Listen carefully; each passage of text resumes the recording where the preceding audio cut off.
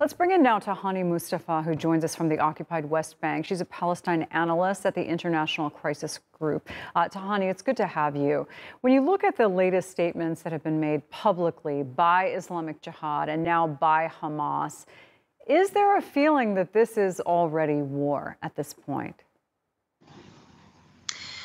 I think we have to first take into consideration that this is a consistent pattern with Israel of taking tough action against Palestinians right before its elections.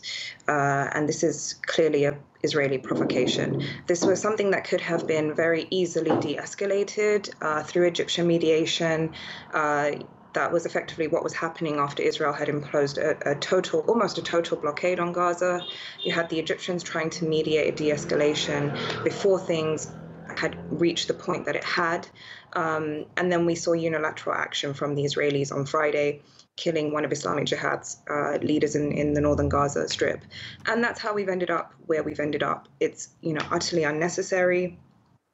And Israel is just absolutely refusing to back down. It's absolutely refusing to de-escalate the situation. And now it's trying to bring in other factions like Hamas into the equation. Right now you're seeing, severe collateral damage, largely civilians as usual, as per usual, and we're seeing the same old cycle of violence. We're seeing the same typical reactions from the international community that is doing absolutely nothing to help de-escalate the situation.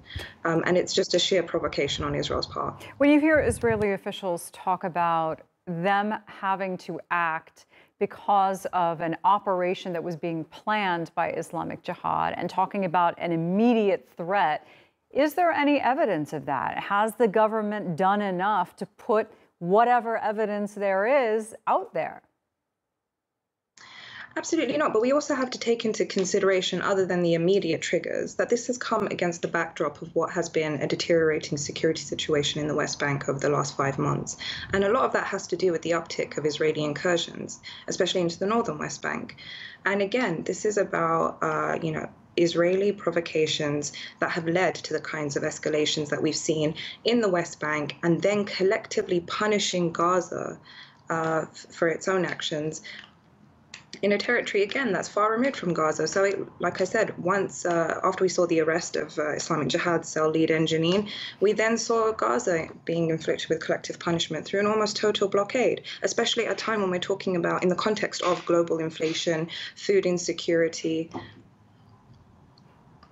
Is there a thought, though, that something very serious was being planned by Islamic Jihad? That seems to be the narrative that the Israeli government wants to put out there, albeit in not very specific terms.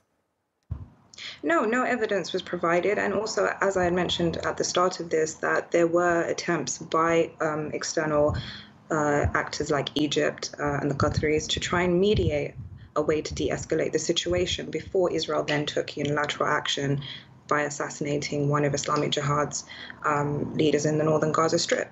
So there was already an attempt to try and de-escalate the situation before it reached the situation that we now find ourselves in. All right. Tahani, great to talk to you. Thank you very much. Thank you.